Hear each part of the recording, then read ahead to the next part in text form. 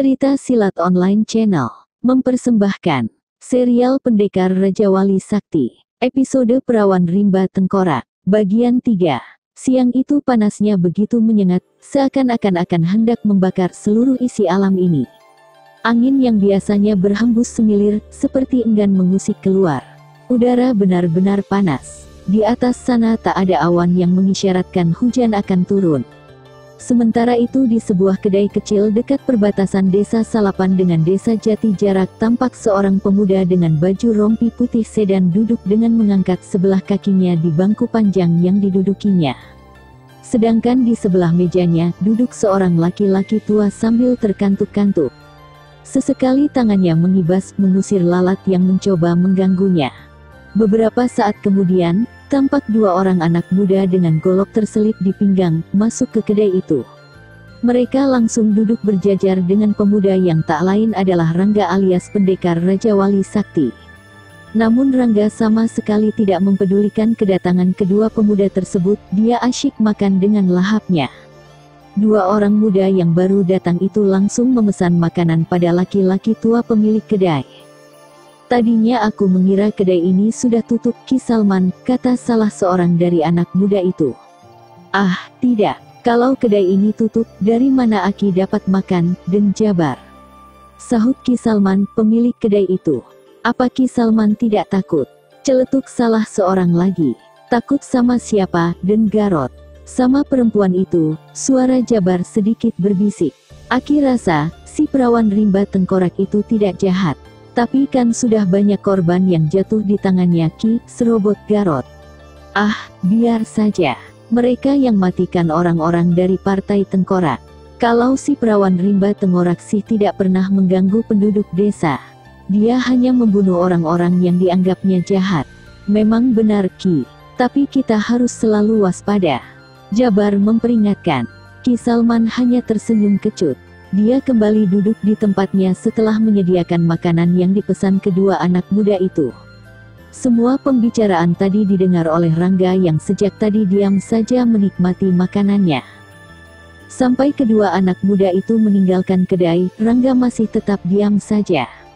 Dia memang masih berada di desa Salapan itu untuk mengetahui lebih jauh sepak terjang partai tengkorak. Dia masih curiga bahwa kelompok itulah yang kabarnya akan menghancurkan kerajaan Karangsetra. Dan selama berada di desa itu, Rangga telah memperoleh banyak keterangan yang sangat berarti. "Ki Salman," panggil Rangga. "Iya, Den." Araknya tambah lagi. "Cukup Ki. Ada apa, Den?" tanya Ki Salman penasaran. "Siapa perawan rimba tengkorak itu?" tanya Rangga langsung. "Menurut kabar yang Aki dengar, dia adalah seorang gadis cantik yang sangat tinggi ilmunya. Dan sampai saat ini, tak seorang pun yang tahu nama aslinya. Tapi yang jelas, dia selalu membantu para penduduk yang lemah di sekitar lereng Gunung Puting ini.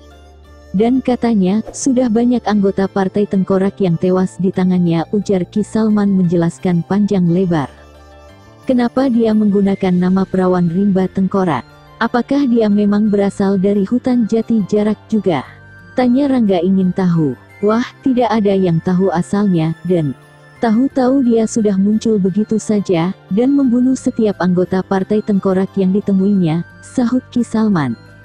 "Apa selama ini partai tengkorak mengganggu penduduk desa Salapan ini Ki?" "Secara langsung sih tidak, Den.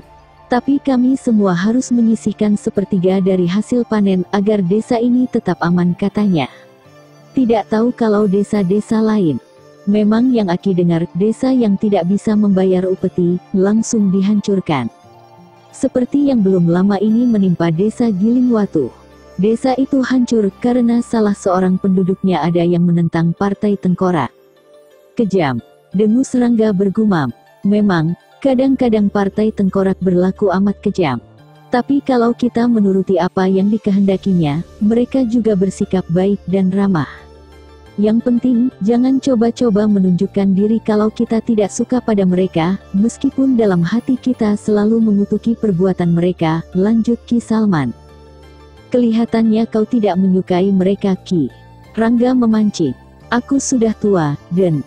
Rasanya, tak perlu lagi menyimpan dendam di hati. Paling-paling Aki membiarkan saja kalau mereka makan di sini tanpa bayar. Demi keselamatan Aki juga, seperti dua orang muda tadi. Sebenarnya mereka bukan anggota Partai Tengkorak, tapi mereka memanfaatkan kekuatan itu untuk kesenangan pribadi mereka sendiri. Rangga hanya tersenyum tipis mendengarnya. Dia kembali menghirup sisa araknya yang terakhir, lalu segera bangkit dari duduknya. Setelah membayar semua makanan dan minuman yang dinikmatinya, pendekar Raja Wali Sakti itu pelan-pelan melangkah keluar. Kemudian dia langsung melompat naik pada kuda hitamnya yang tertambat di bawah pohon. Rupanya sepak terjang pandan wangi di sekitar hutan Jati Jarak telah menggemparkan semua orang. Gadis itu dikenal dengan nama julukan Perawan Rimba Tengkorak yang mampu membuat merinding setiap orang yang mendengarnya. Kehadirannya bukanlah suatu ancaman bagi penduduk di sekitar lereng Gunung Puting atau yang berdekatan dengan hutan Jati Jarak. Tapi justru dia telah membuat orang-orang anggota Partai Tengkorak jadi kelabakan. Si Perawan Rimba Tengkorak selalu muncul di mana-mana. Dia selalu menghadang dan merampok barang-barang upeti yang ditarik dari desa-desa untuk kepentingan Partai Tengkorak. Dan dia segera mengembalikan barang-barang tersebut pada penduduk desa lagi. Semua sepak terjang si Perawan Rimba Tengkorak tersebut tentu saja tidak luput dari perhatian pendekar Raja Wali Sakti. Tapi sampai sejauh ini, dia belum bisa menjumpai orang yang dijuluki Perawan Rimba Tengkorak tersebut. Sudah dengar berita baru lagi, Den? Tanya Salman ketika suatu hari Rangga datang ke kedainya. Berita apa? Tanya Rangga penasaran. Si Perawan Rimba Tengkorak telah beraksi lagi. 20 orang anggota Partai Tengkorak habis dibabat ketika mereka membawa kereta upeti dari desa Karanghawu. Ki Salman berkata dengan nada gembira. Oh ya, Rangga tidak terkejut lagi mendengarnya karena sudah sering dia mendengar berita seperti itu setiap kali dia datang ke kedai Ki Salman. Iya, Den. Bahkan kali ini 3 anggota tingkat 2 juga ikut tewas.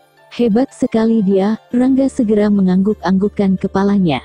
Sekarang, Ketua Partai Tengkorak malah memberikan hadiah 1000 keping uang emas untuk yang berhasil memenggal kepalanya, sambung Ki Salman. Sejenak Rangga tertegun mendengarnya. Dia jadi ingat pengalaman yang pernah dialaminya dulu. Kepalanya dihargai 1000 keping uang emas. Dan hal itu rupanya akan terjadi lagi pada si Perawan Rimba Tengkorak. Rangga jadi semakin penasaran, siapa sebenarnya si Perawan Rimba Tengkorak itu. Hadiah yang begitu besar tersebut pasti akan menarik minat tokoh-tokoh sakti golongan hitam. Mengingat itu, Rangga jadi merasa bahwa dia harus bergerak untuk membantu si Perawan Rimba Tengkorak itu. Selera makan Rangga jadi hilang seketika. Dia segera membayar makanannya yang tidak jadi dimakannya itu, dan melangkah keluar dari kedai. Kemudian dia menuntun kudanya sambil berjalan pelan-pelan menuju hutan Jati Jarak. Pikirannya terus terpusat pada si Perawan Rimba Tengkorak yang belum dia ketahui secara pasti siapa orangnya. Tanpa terasa, dia sudah begitu jauh masuk ke dalam hutan Jati Jarak. Sejenak dia berhenti, mengamati keadaan hutan yang sangat sepi dan lengang sekali.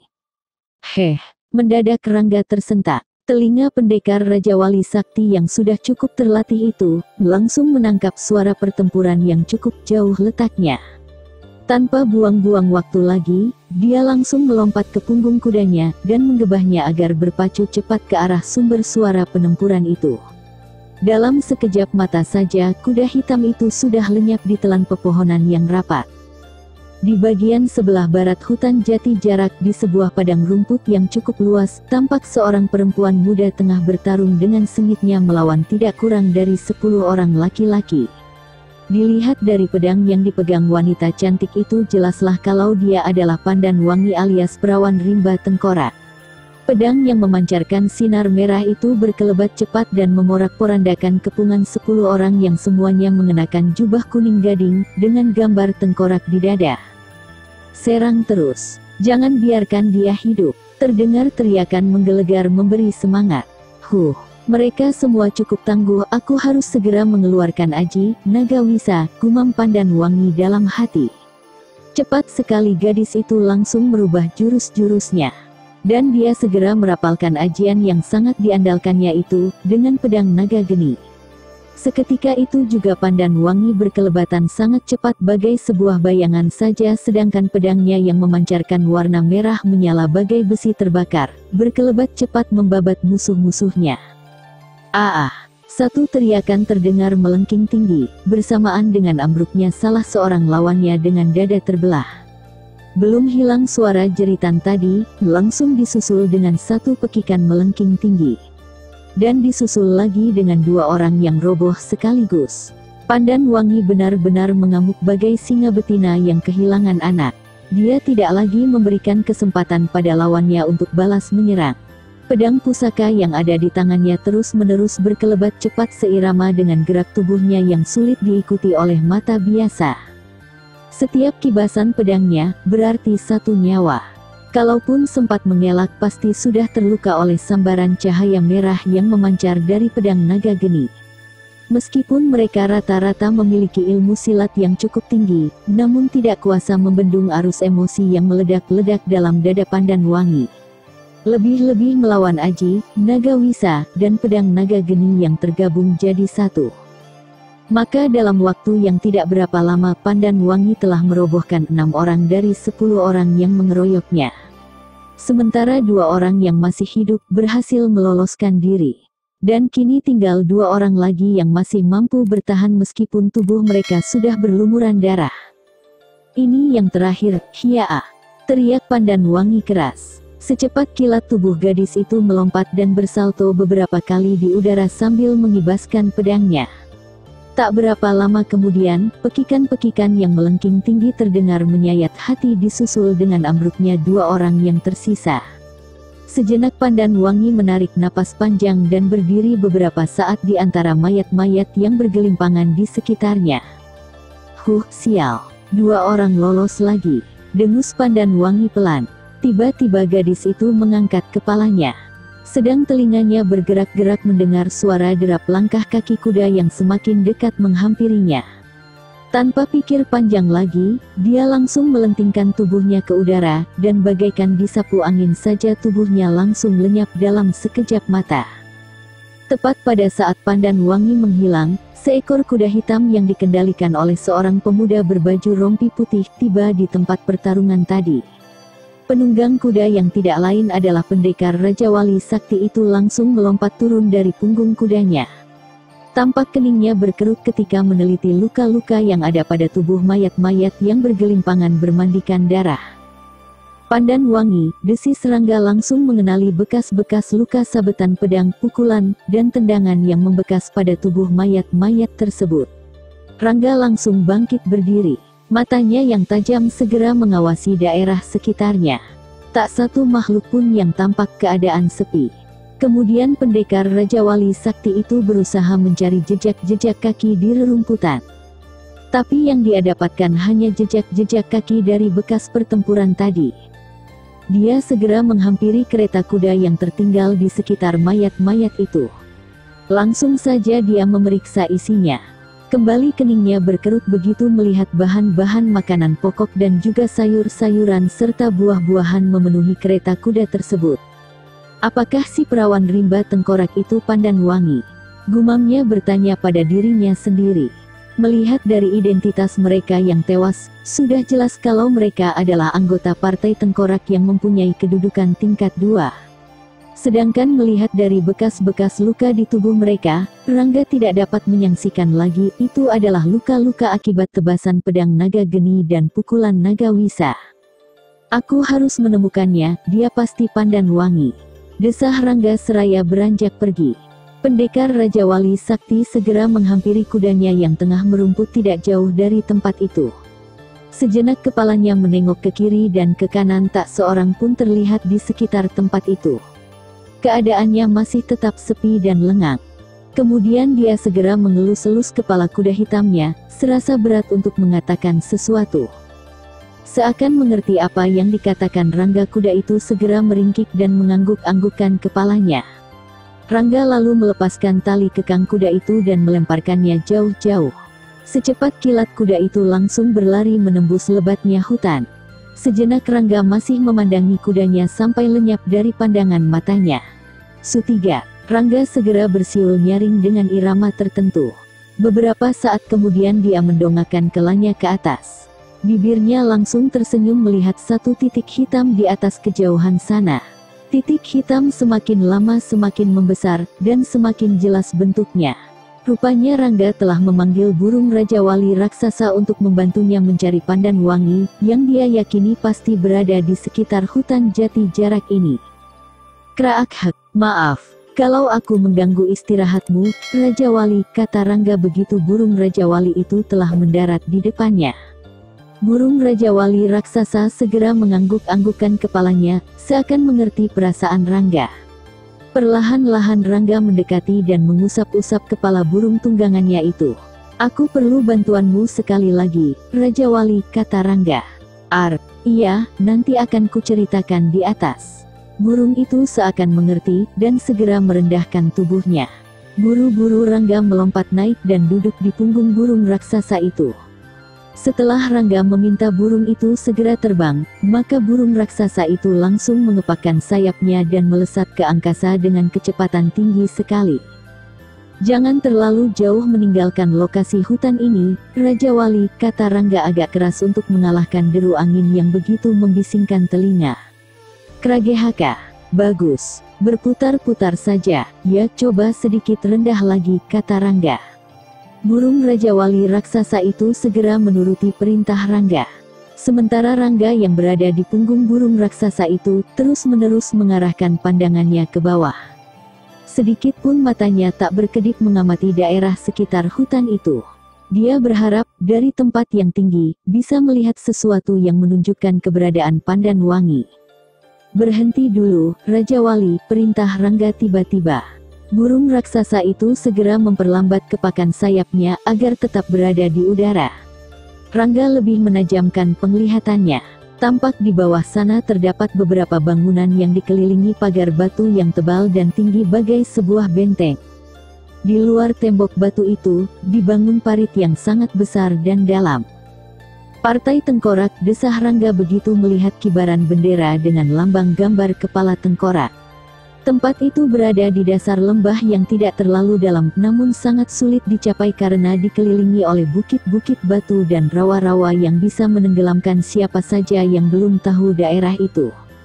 Dan hanya ada satu jalan untuk masuk ke daerah itu, yaitu dengan melompati batu-batu yang berjajar dengan jarak tidak terlalu jauh. Berputar sebentar, Raja Wali, kata Rangga.